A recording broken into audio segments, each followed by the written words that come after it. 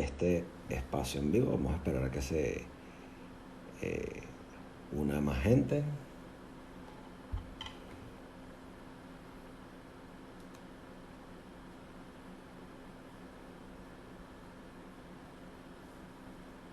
Hola, bienvenidos, ¿cómo están?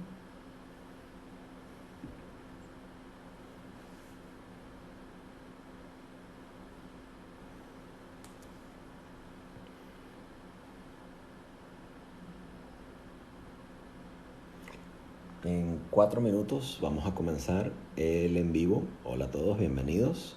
En 4 minutos comenzamos. A las 8 en punto. Este en vivo sobre la situación Rusia y Ucrania. No sin antes me presento, soy Alberto Zambrano. Hola, JuanMac2056. Gracias por estar aquí. Si quieres, me dejas un like, te suscribes, le das aquí abajo a la flechita y compartes esto con un amigo, con algún familiar a quien le quieras compartir esto. Si tienes alguna pregunta, no dudes en hacérmela, dejármela por escrito, ya sea en los comentarios o te dejas mi perfil y me haces una y yo con mucho gusto te la responderé. Lo mismo para quien sea que esté aquí, ¿ok? Están más que bienvenidos el día de hoy a mi espacio, hoy aquí en vivo que vamos a hacer sobre la situación de Rusia y Ucrania, ¿okay? Que está muy trendy, es un acontecimiento en pleno desarrollo y vamos a hablar sobre ella el día de hoy.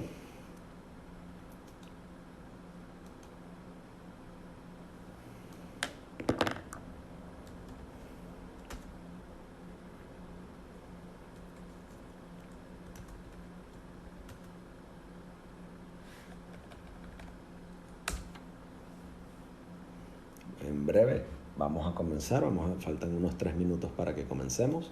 Este live va a durar aproximadamente unos 45 minutos. Y bueno, vamos a ver qué tal nos va, ¿ok? El día de hoy.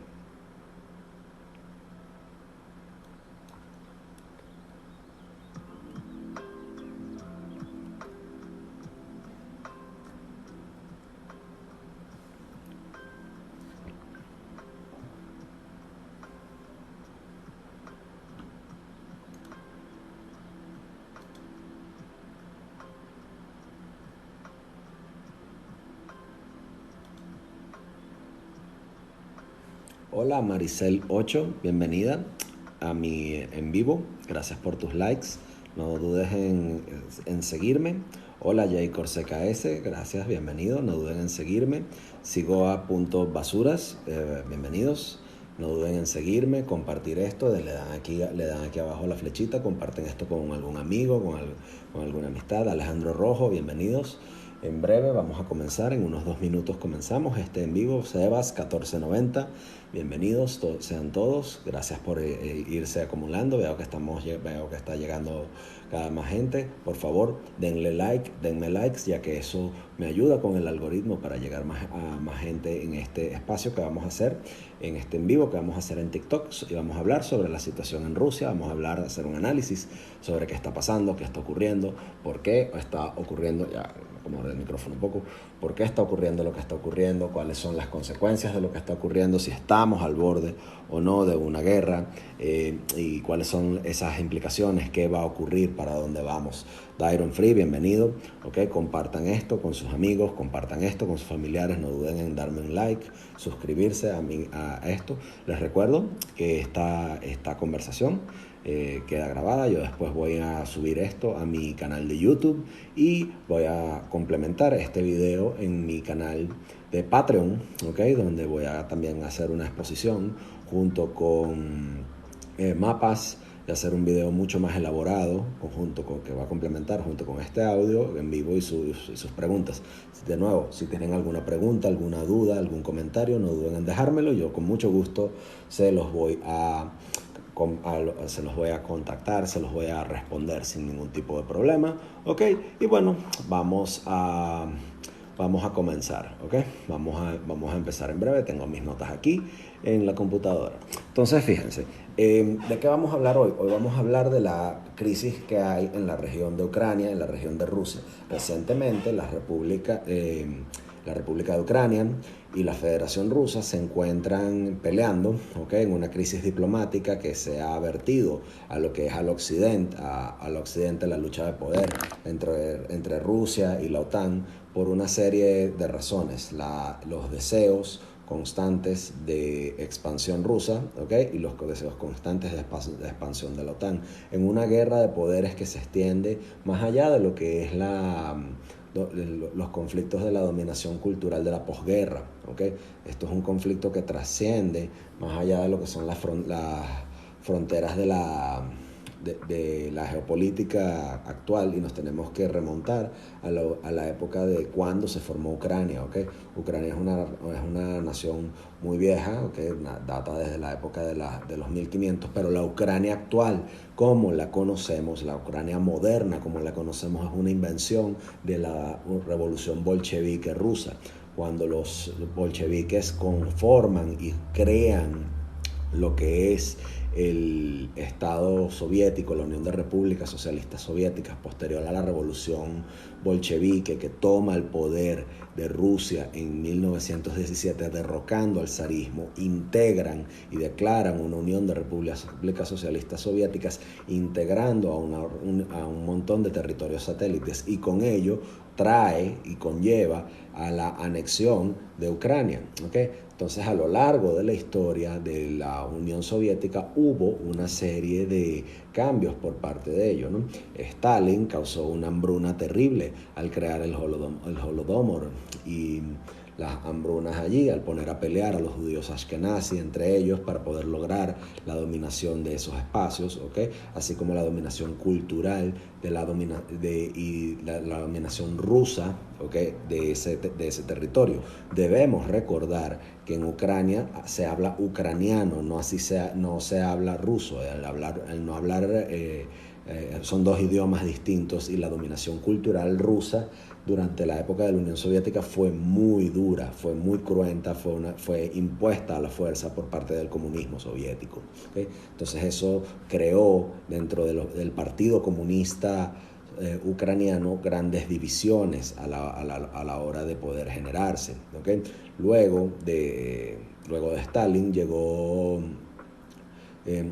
Nikita Khrushchev. Nikita Khrushchev, de alguna manera y de una forma muy extraña, le entrega Crimea, una región que era tradicionalmente rusa, a Ucrania, generando un conflicto por esa región que después Vladimir Putin logra anexar hace años, en 2014, incluso poco después de las Olimpiadas, los Juegos Olímpicos de Invierno. Entonces eso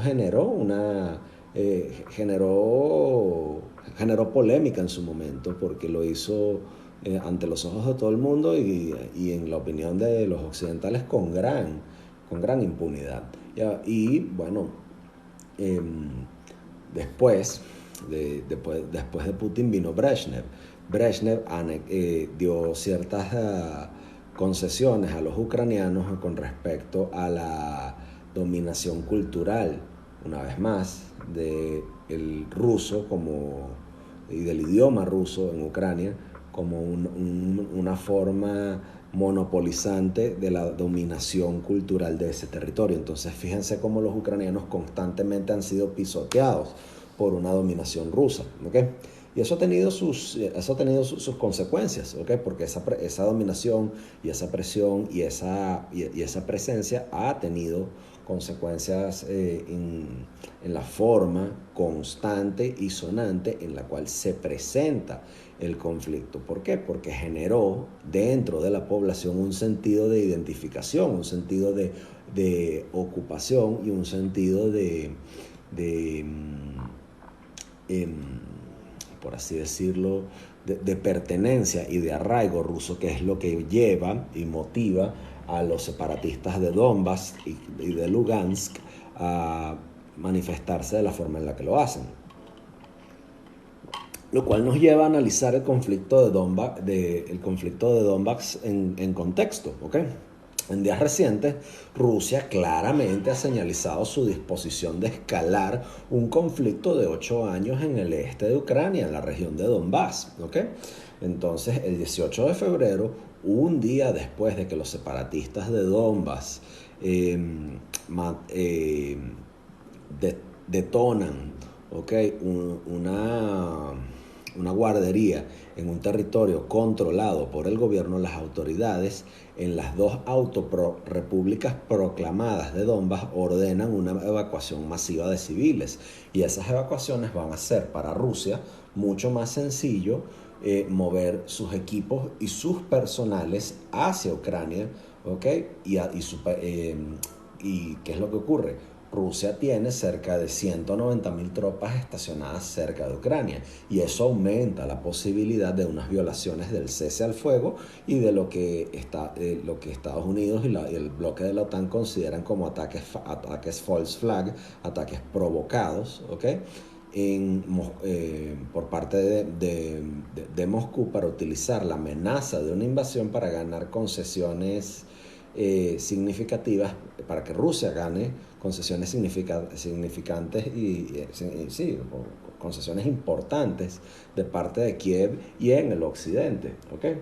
Y desde 2014 las fuerzas ucranianas han estado batallando con esos separatistas rusos, esos separatistas apoyados por Rusia, ¿okay? En esa región conocida de Ucrania como el Donbass. El 15 de febrero el Parlamento ruso aprobó una resolución no vinculante para reconocer las repúblicas de Luhansk y de Donetsk como países independientes, y eso conlleva una serie de consecuencias, ¿okay? Ese voto generó controversia porque tal designación le permite a Rusia abiertamente enviar tropas y enviar armamento a una región plagada por la guerra, ¿okay? Y también le pone fin a los acuerdos de Minsk, en los cuales Ucrania recupera el control de su frontera, de su frontera oriental, de su frontera este, a cambio de darle a las regiones separatistas más autonomía.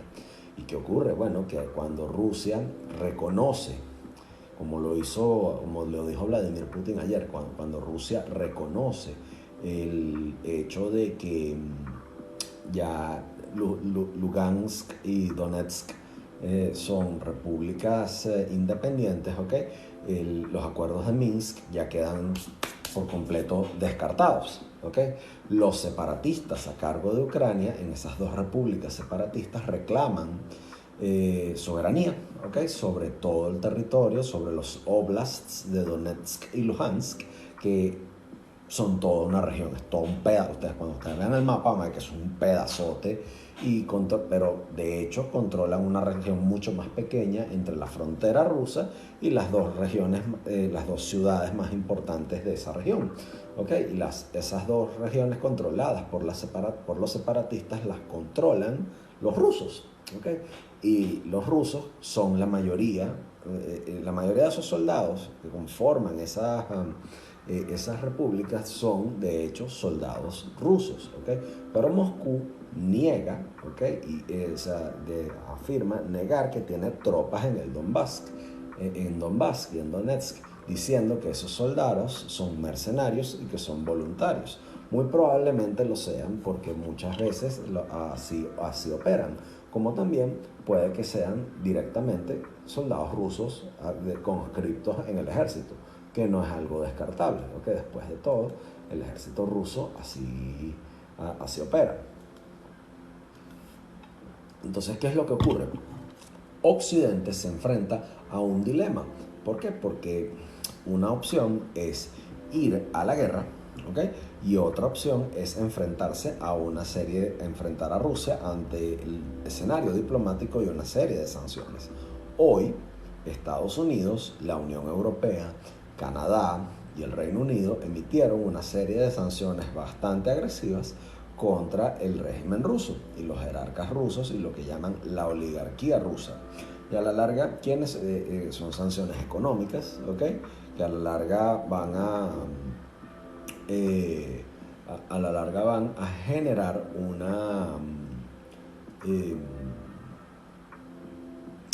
¿cómo lo dirían? O sea, las sanciones económicas a la larga van a impactar no tanto la economía de Rusia como sí los clientes, de Rusia, ¿okay? Porque como lo pondría, como de hecho lo celebró eh, eh, este señor, el impresentable Borrell, Josep Borrell, ¿no? Que se me fue el nombre, estoy tratando de buscarlo. Josep Borrell hace poco celebró el hecho de que con las sanciones ya no habrán más shopping por parte de los rusos en Milán, que no habrá más fiestas en Saint-Tropez, que no habrá más compra de diamantes en Amberes, y que ese sería un primer paso. Y los expertos troles del Ministerio de Asuntos Exteriores de Rusia en su cuenta Twitter dice que era la primera vez que veían a un burócrata europeo celebrar el daño que hace Bruselas a los negocios en los Estados miembros de la Unión Europea. Y eso en cierto modo es verdad, porque las sanciones económicas a la larga a quienes impactan es a los ciudadanos de a pie, ¿okay? Quienes se pierden de que los rusos, que les encanta un capitalismo abierto y avieso, ¿okay? Quienes se pierden de ser beneficiarios de eso no son los rusos, son quienes reciben la plata, ¿okay? Ferraris no van a poder comprar, no van a poder comprar marcas de moda y de alta costura en Milán, no van a poder hacer fiestas en Saint-Tropez, no van a poder comprar diamantes en Amberes, los van a poder comprar en otro lado. Los rusos son expertos evadiendo sanciones. Entonces vamos a analizar un poco, ¿okay? ¿Cuál es ese dilema de sancionar la agresión, entre comillas, rusa en Ucrania? ¿Okay? Porque luego de... Vamos a poner hacer un paralelismo, ¿okay? Vamos a montarnos en el DeLorean de Doc Brown y Marty McFly y vamos a regresar en el tiempo. Vámonos a 1939. Vámonos a la Europa de 1939. Luego de que el Reino Unido le declarara la guerra a Alemania, ¿okay? En el año 39, Winston Churchill describió las acciones de Rusia como un acertijo envuelto en un misterio dentro de un enigma. Y esa famosa cita todavía de alguna manera podría ser verdad en la forma en la cual los líderes occidentales ven a sus contrapartes rusos, especialmente con respecto a lo que se considera como una agresión moscovita hacia Ucrania. Y eso es lo que es más probablemente una descripción acertada de esa pregunta de las mil lochas, ¿no? La pregunta de las 1000 lochas sería la cuestión norteamericana y de los gobiernos europeos de qué hacer si Rusia invade a Ucrania, ¿okay? O sea, ¿qué hacemos? ¿Qué hacemos si el malandro, entre comillas, el malandro de Vladimir Putin invade Ucrania, ¿no? Y cómo nos portamos ahí, cómo nos movemos allí, ¿okay? Ese dilema es exponer la dependencia increíble de la Europa occidental a las fuentes energéticas de Rusia, ¿okay? Así como las múltiples posiciones divergentes de los aliados de la OTAN, ¿okay? En hasta qué punto estarían dispuestos a sancionar a Rusia, ¿okay? Canadá y los Estados Unidos tienen cierta distancia geográfica de Ucrania y la relativa independencia energética de Rusia, lo cual les da una posición de ser un poquito abiertamente un poco más antagonistas, ¿okay? Con menores consecuencias en comparación con otros países europeos como Alemania, que recibe más de la mitad de su gas natural de Rusia, ¿okay? Y si el espectro de si ese fantasma de esa invasión rusa crece, ¿okay? Los líderes occidentales se arriesgan a meterse en una esquina si son obligados a implementar sanciones porque Estados Unidos se lo pide, ¿okay? O solamente porque lo tienen que hacer, porque tienen que hacer algo más allá de una respuesta diplomática de contundentemente leer un comunicado, como tanto gusta, ¿no? Como tanto les gusta, ¿no? Pero esa estrategia podría terminar siendo un tiro por la culata, porque esas sanciones tienen una limitación, ¿ok? Y está muy demostrado que tienen una capacidad de ser disuasivas en el comportamiento de a quienes sancionan, ¿ok? Y también son políticamente dificultosas de remover una vez que están impuestas. Entonces, vamos a ver cuál es el dilema de esa exportación de recursos energéticos rusos y lo que representa. ¿Okay? Vamos a tratar de explorar eso un poco más. Entonces, vamos a tratar de entender un poco esto, ¿no? Porque desde que cae la Unión Soviética, Rusia enfoca sus exportaciones al sector energético, el gas natural, el petróleo, la industria de defensa militar y la explotación de minerales, no solo en Europa, alrededor del mundo. Por eso es que están en Venezuela, ¿okay? Ellos no son idiotas, por eso es que están aquí. Y eso hace, ¿ok? Eso moldeó la economía, que es la undécima economía más grande del mundo, ¿ok? De una economía global, la moldeó siendo una economía global, ¿ok? Una economía robusta, y ponerle sanciones, ¿ok? Es un proceso y un procedimiento disruptivo, ¿ok? Y es particularmente complicado en una época en la cual los países occidentales tienen un grave problema, que es la inflación en los precios de la energía. Quizás para nuestros amigos venezolanos que nos están viendo, y les quiero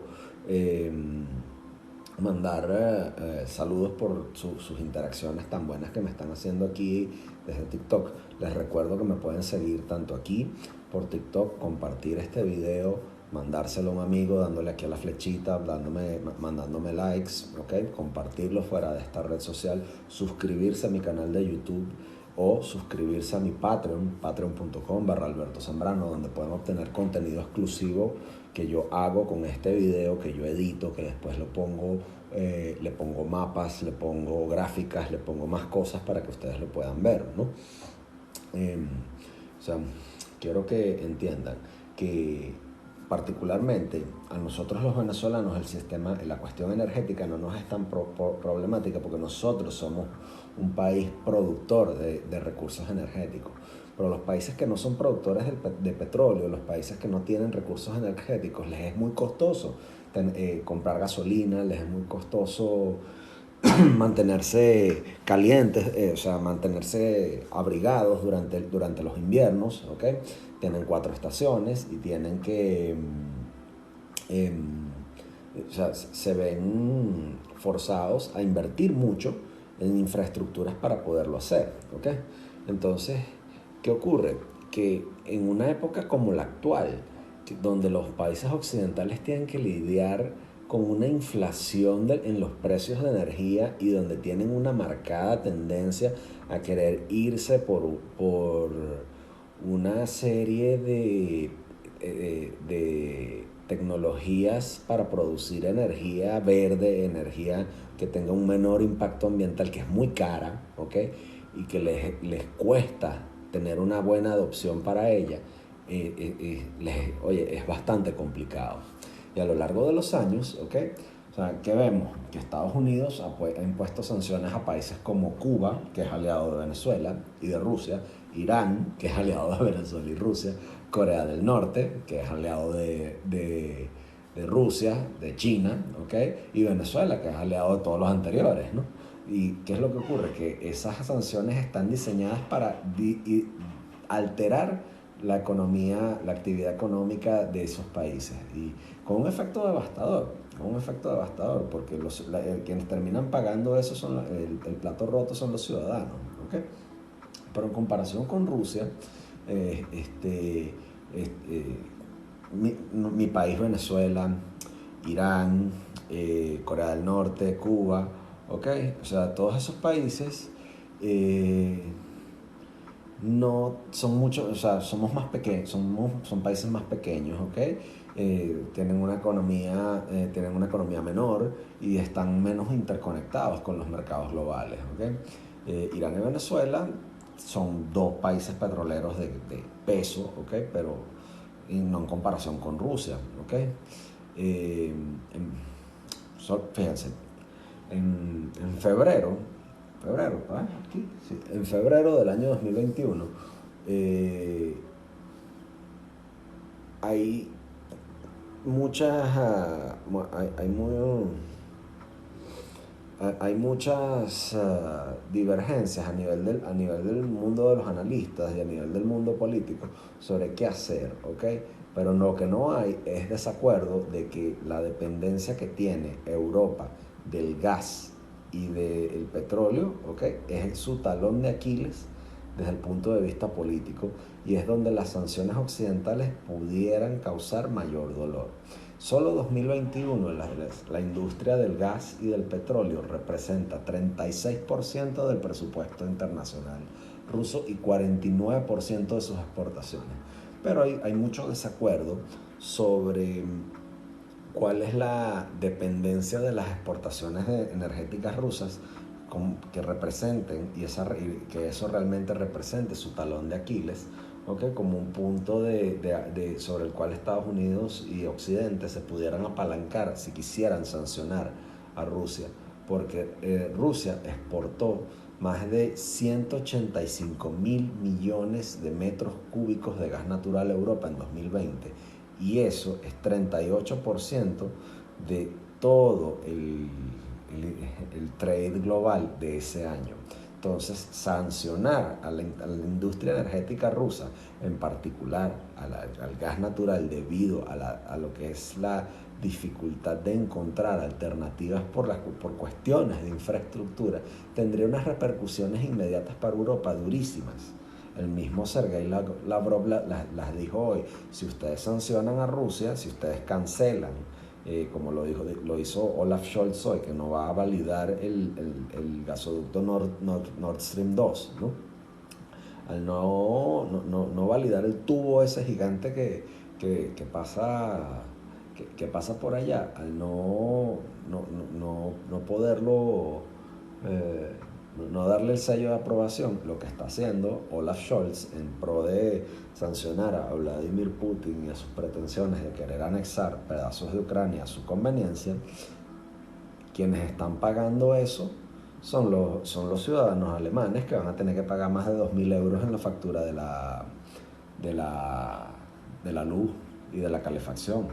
Y eso es un golpe durísimo al bolsillo. Entonces, ¿qué pasa? Hay otro tipo de sanciones, ¿ok?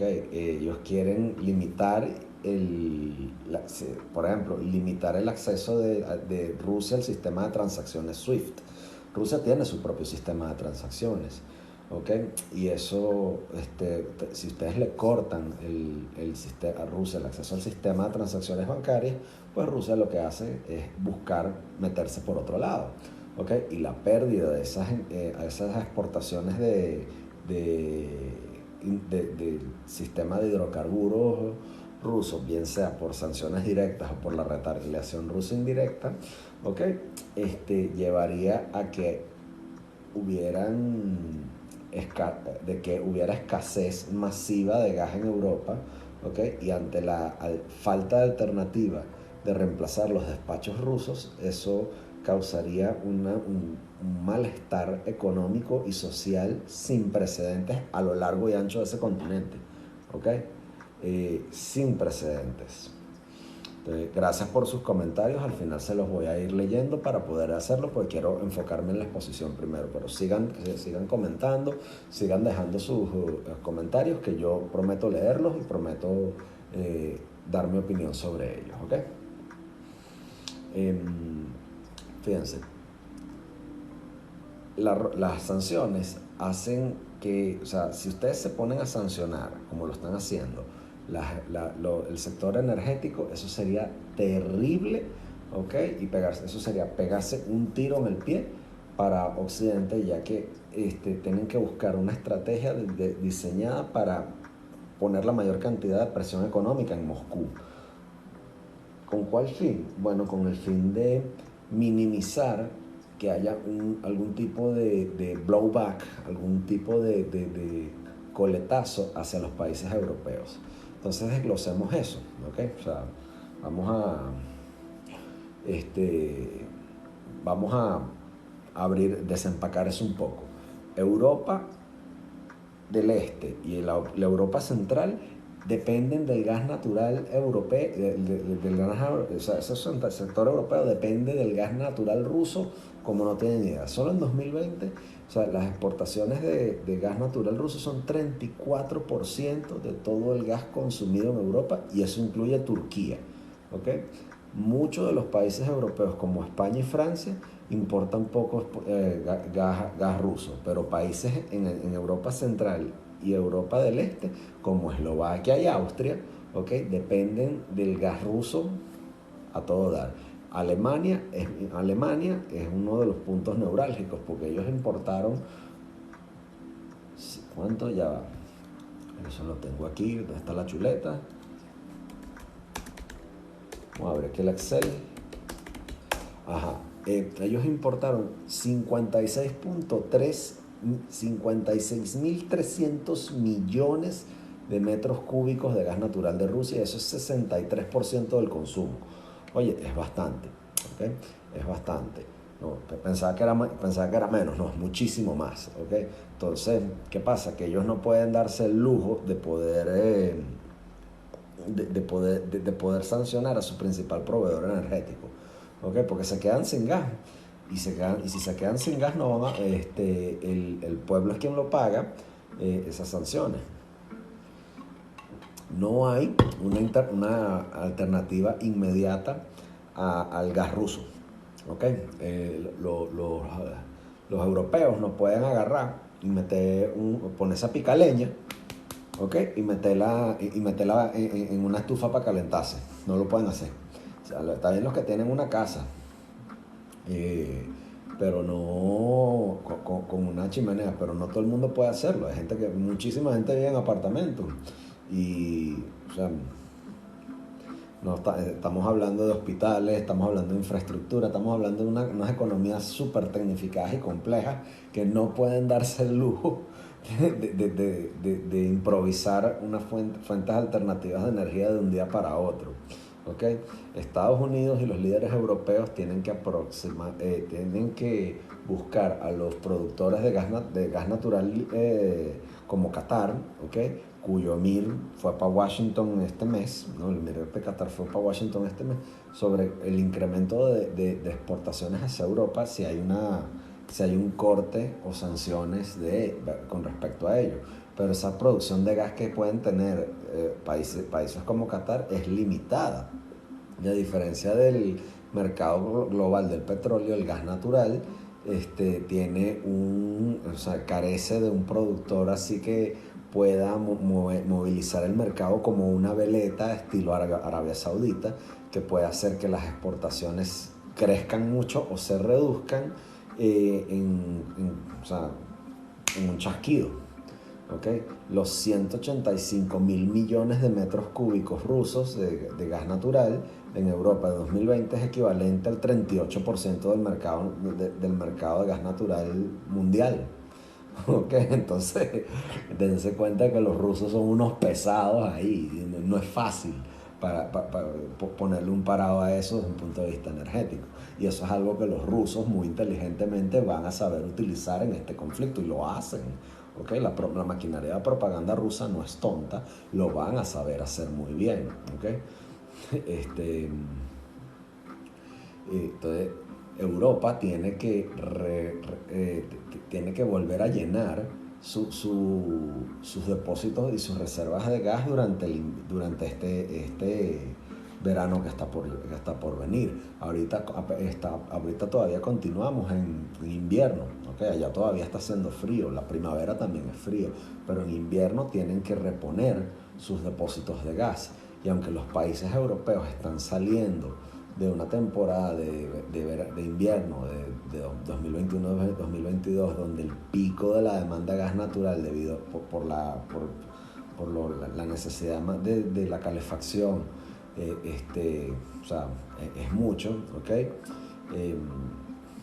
O sea, apenas se quedaron con 30% de sus reservas, ¿ok? Los países necesitan reponer sus niveles de gas natural antes del próximo invierno, por lo cual implica que ellos van a requerir incluso de más gas natural. Y típicamente los niveles de gas natural europeos llegan a cerca de 100.000 millones de barriles cúbicos de o sea, sí, 100.000 cubic meters, ¿ok? Cuando apenas está comenzando el invierno. Entonces, ¿cuáles son las opciones que tiene Occidente para retaliar? ¿Ok?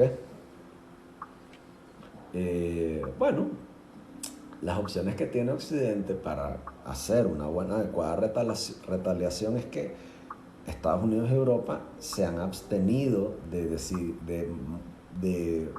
hasta ahorita montar las sanciones muy específicas. Emitieron un paquete de sanciones contra un grupo de grupos bancarios, cierto grupo de oligarcas rusos. Sí, okay, están considerando que hacerlas más fuertes. De hecho, Joe Biden hoy emitió sus declaraciones diciendo que bueno, que él va a buscar hacer una serie de sanciones inteligentes. Entonces, este es el problema con la palabra inteligente. No existe tal cosa como una sanción inteligente. Pues no es inteligente hacer eso en una época en la cual está ocurriendo este tipo de problemas, ¿okay? Entonces, o sea, tienen que ver, Estados Unidos y Occidente tienen que ver cuáles son los impactos a corto, mediano y largo plazo de estas sanciones. Porque colocar una sanción es fácil, eliminarla y levantarla es dificilísimo. Mírese el caso de Venezuela, las sanciones que le han impuesto a Venezuela y su consecuente levantamiento, ¿okay? Ha sido muy difícil. Para el gobierno de Joe Biden ha sido muy difícil levantar sanciones, pero lo han buscado hacer.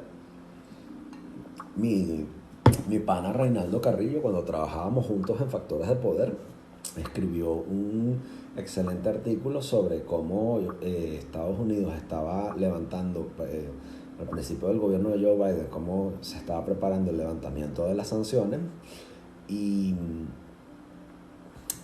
¿sabes?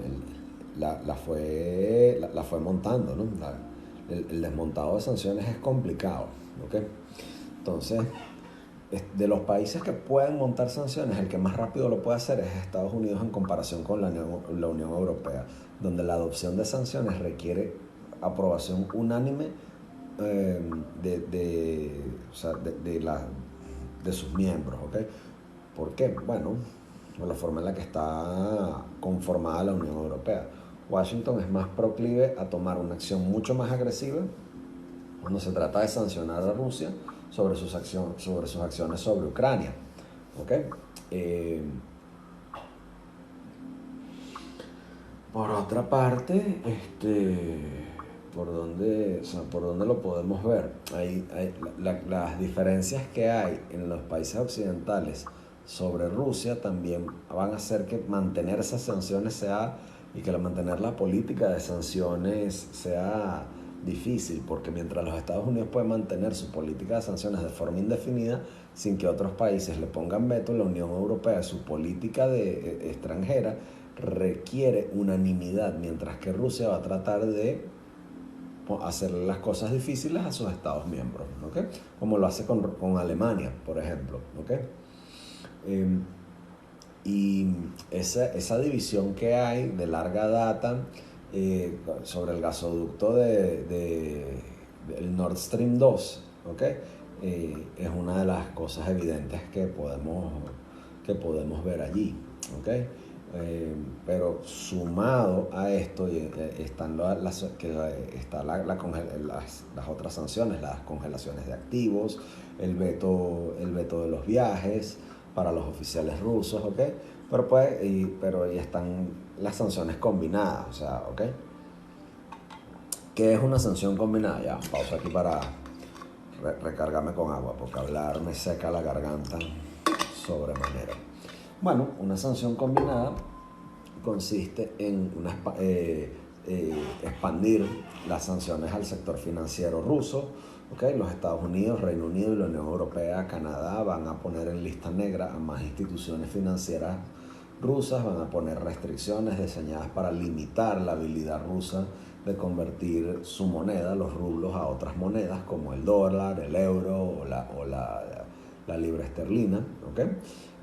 Pueden haber sanciones hacia el sector energético destinadas a vetar y bloquear las inversiones a largo plazo. ¿Okay? Y Estados Unidos y la Unión Europea son muy proclives a imponer este tipo de sanciones en el financiamiento de las transferencias tecnológicas del sector energético ruso, ¿okay?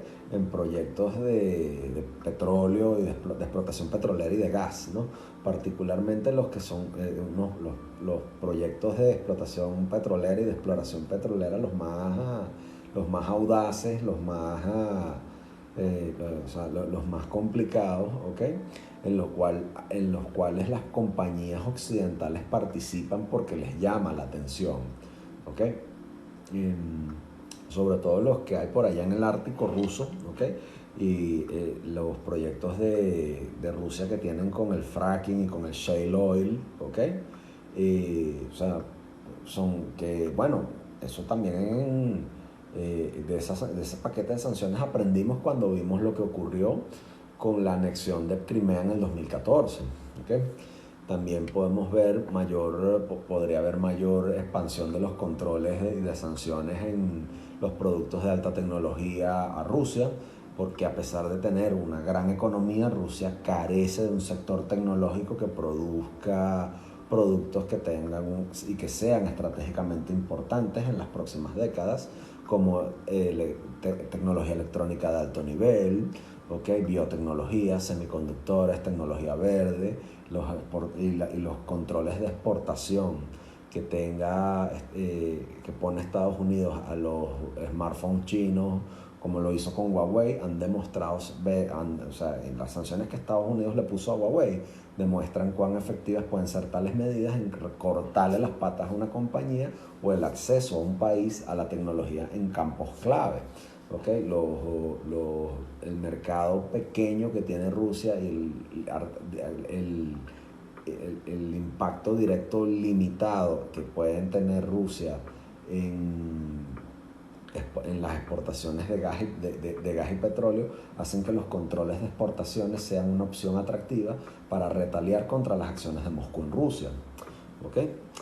Particularmente entre las políticas occidentales para aumentar las sanciones contra China y las sanciones que limiten el acceso a los chips, los microchips hechos en el extranjero también impactarían los aspectos del sector del sector militar ruso, ¿okay?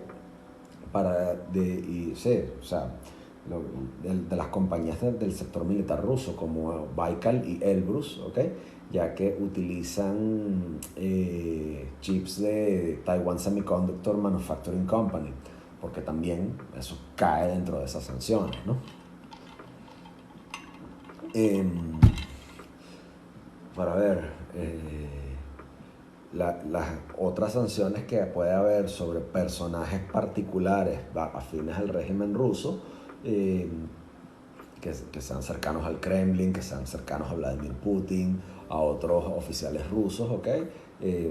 Puede ser eso fue lo que hicieron cuando anexaron Crimea, ¿okay? En el círculo cercano de Crimea, y eso es probable, y así fue como comenzaron. Esas son las sanciones que comenzaron ahorita, hoy, 22 de febrero del 2022. 22, 22, 22, 222, jueguense el número, 22, 22, 22. Ahora, veamos la vulnerabilidad rusa, ¿no? O sea, porque ya hablamos de cuán fuerte es Rusia con respecto a las sanciones. Ahora, ¿cuáles son las taras de Rusia? Que más o menos se las he ido explicando. ¿Okay? En qué Rusia puede ser vulnerable. ¿Okay? Bueno, las sanciones que propone Occidente en el caso de la invasión rusa de Ucrania buscan limitar el impacto que tenga Rusia en el sector en el que es más fuerte, que es el sector energético.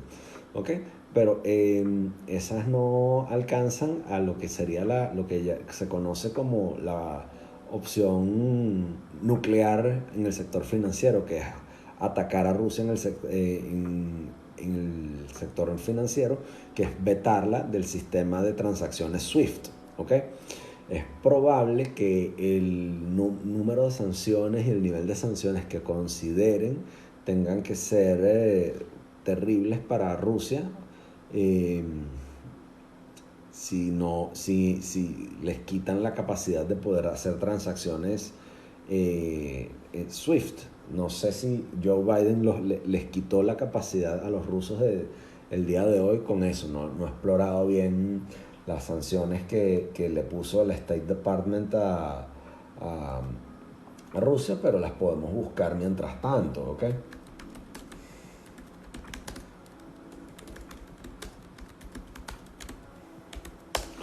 El modelo el modelo ruso, ¿okay? El modelo económico ruso actualmente pasa por una serie de cambios estructurales bastante significativos, porque ese país pasa por un periodo bastante prolongado o sea, en ese país no están teniendo no están teniendo hijos, ¿okay? Tienen un declive demográfico importante, ¿okay? Tienen una dependencia importante también de recursos sí, o sea, de recursos energéticos que producen muchas emisiones de carbono, aunque es un país que contamina mucho, y también es un país que tiene una capacidad tecnológica bastante limitada. ¿Okay?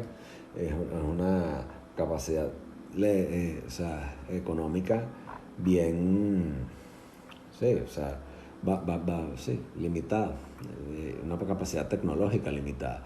Y las áreas tecnológicas donde las compañías rusas todavía son capaces de competir globalmente, son prácticamente de la era soviética. Son industrias de la era soviética para que se reduce a la tecnología aeroespacial y defensa.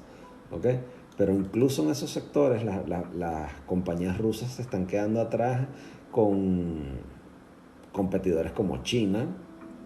O sea, su principal competencia es China y Occidente. Y, o sea, puesto en términos simples, es muy probable que el nivel de sanciones que Occidente considere, incluso si no las impactan de forma directa, todavía tendrán consecuencias terribles para 2030 si permanecen impuestas, ¿ok? Y esas debilidades económicas implicarían que las medidas de sanciones que Occidente considera tendrían un impacto muy significativo a mediano y largo plazo para Rusia. O sea, Putin se puede morir y Putin puede recular.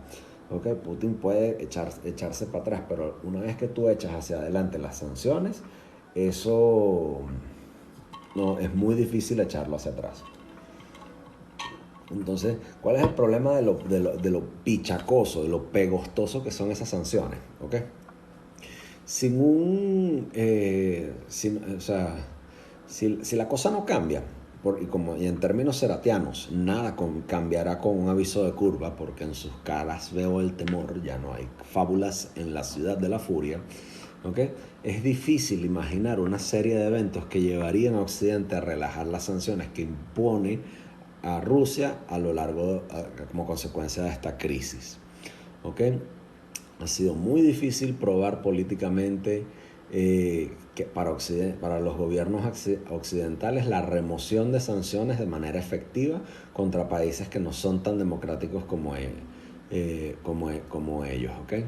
Eso pasó en Estados Unidos con Cuba, ¿okay? Con un embargo de 60 años, les costó muchísimo eliminar las sanciones Cuba ya no es la amenaza de seguridad nacional que era cuando le montaron las sanciones en el 62, cuando la pequeña isla caribeña fue almacén de cabezas y ojivas nucleares, ¿no? Pero la inercia de o sea, la inercia de la política sancionatoria de Estados Unidos realmente hizo muy posible para los Estados Unidos relajar y suspender, ¿okay? Ese embargo a Cuba, ¿okay? Y no ha sido objeto ¿por qué? Porque no ha habido cambio en Cuba, ¿okay? No ha habido, en Cuba no ha habido cambio y bueno, dejaron a los cubanos solos a su suerte, ¿no?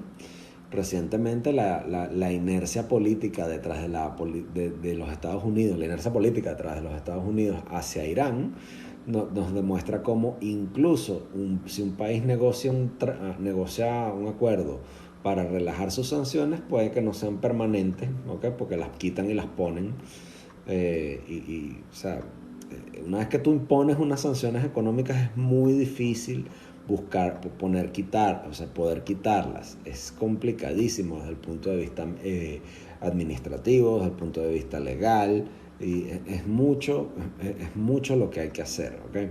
Entonces, las sanciones efectivas incluyen estrategias concretas que están diseñadas para o sea, fijar las condiciones de que tú tienes o sea, en las cuales tú le pides al sancionado que tiene que cumplir con ciertas cosas, y esos objetivos, una vez cumplidos, deberían eliminarse, pero o sea, generalmente así se cumple el objetivo, la sanción permanece.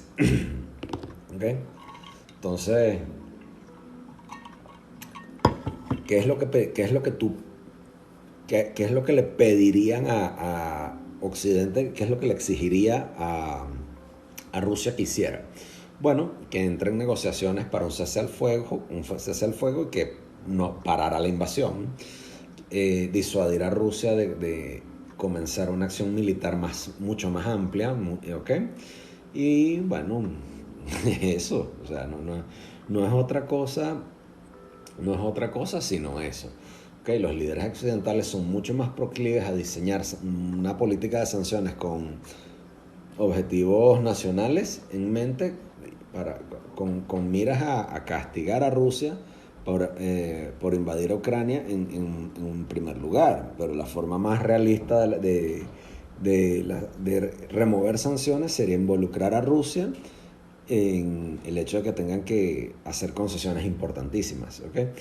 Entonces, si esas sanciones permanecen de forma indefinida, habrán repercusiones estratégicas a largo plazo, ¿okay? Y eso obligaría a Rusia a ser mucho más dependiente con China como su socio, y eso es algo que Occidente no quiere, que China crezca más de lo que ya ha crecido, ¿okay?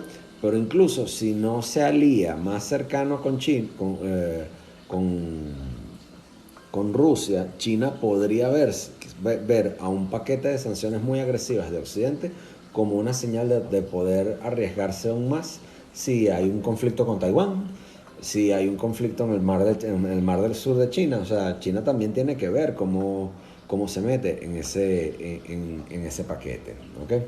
Entonces, eso es una de las cosas que hay que ver, ¿no? Entonces, por último, vamos a ver cuál fue el paquete de sanciones que impuso Estados Unidos hoy aquí, ¿no? Aquí lo tenemos. El Tesoro de Estados Unidos pone sanciones económicas en respuesta a las acciones de Lugansk y Donetsk, ¿ok? Entonces,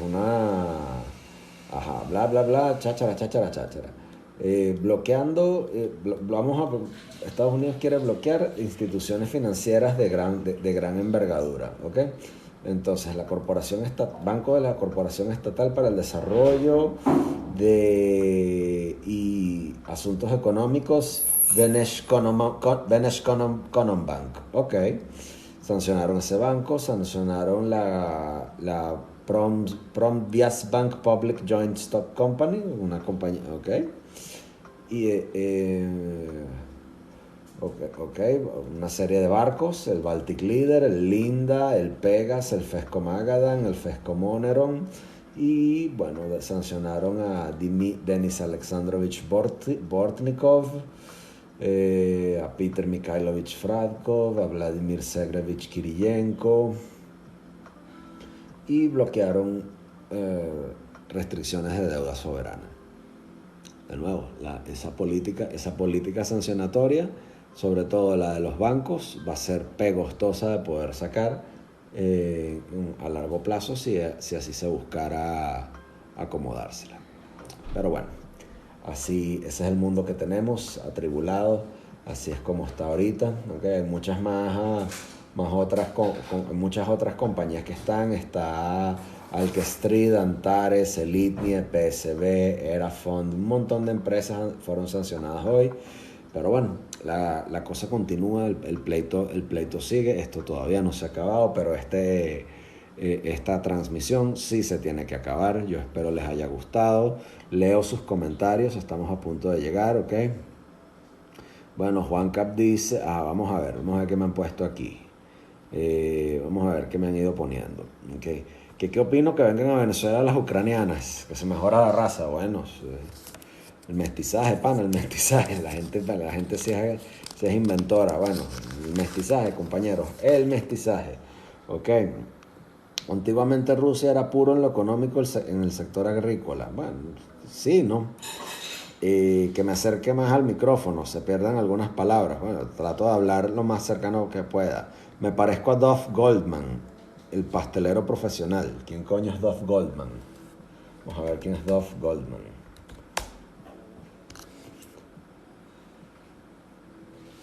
Bueno, fíjate. Me parezco a Duff Goldman. Me imagino que Rusia está haciendo todo lo que sabe hacer, domina Europa, el patio, la guacharaca. Probablemente. Rusia dijo que no se preocupen por vender el gas porque China prometió comprarlo si Europa sanciona. Bueno, China prometió comprar, o sea, si Rusia no vende el petróleo y el gas, a Europa se lo compran los chinos y los chinos van a saberlo emplear muy bien. Eso es más que seguro. En Europa cocinar a leña se ve primer mundo. No, ellos no ven eso como primer mundo, en lo absoluto. Los recursos naturales son nuestra maldición, no necesariamente. Bolivia es exportador de gas, ¿por qué no van para los europeos a comprarle a Bolivia? Bueno, porque es muy lejos y Bolivia no tiene mar, ni lo tendrá. Rusia creo que puede levantar sanciones actualmente. No, tiene cómo evadirlas, por lo que ya vimos. Bueno, con eso podemos concluir nuestro en vivo el día de hoy. Les quiero agradecer a todos los que pudieron venir a verlo. De nuevo, esto queda colgado. Yo lo voy a subir a mi YouTube. Ok, también voy a subir una versión premium a mi Patreon con mapas, con gráficos y demás, así como con mejor edición. Y no se pierdan que voy a colocar segmentos editados aquí en mi cuenta de TikTok. Ok, patreon.com/Alberto Zambrano. Por favor, vayan para allá, suscríbanse a partir de $1. A partir de $1 te puedes suscribir a mi Patreon, ok, donde por menos de lo que te cuesta una taza de café al mes, te puedes informar y obtener una serie de contenidos súper exclusivos sobre este tema y otros que a mí me interesan, que me gustan, que yo coloco para ustedes. Ok, vamos a comenzar con esta dinámica de hacer temas en vivo, ¿ok? Los vamos a hacer en días de semana a las 8 de la noche en día de semana. Y bueno, por ahora sí, a menos de que haya algún tema exclusivo y especial en horas del fin de semana, tocará. Otro de los beneficios que te puede tocar si te suscribes a mi comunidad en patreon.com es que tienes acceso directo a mi canal de Telegram, tienes acceso directo a mi Discord donde puedes chatear directamente conmigo, puedes enviarme mensajes, puedes proponerme temas para desarrollar, ¿ok? Y puedes comunicarte directamente conmigo. Y bueno, comparto libros, comparto toda una serie de cosas, ¿ok? Por último, suscribirte a mi YouTube, ¿ok? También están los enlaces allí. patreon.com/Alberto Zambrano. Y si quieres escuchar una versión en audio de este podcast, de este en vivo, donde sea que tú consumas tus podcasts, el podcast de Alberto Zambrano, en Spotify, Google Podcasts, Apple Podcasts, donde sea que lo consumas, allí lo puedes tener. Con eso vamos a irnos concluyendo. Gracias a todos los que pudieron venir hoy para acá, a todos los que se han suscrito a esta cuenta de TikTok. Y bueno, hasta la próxima. Gracias por haber venido. Chao.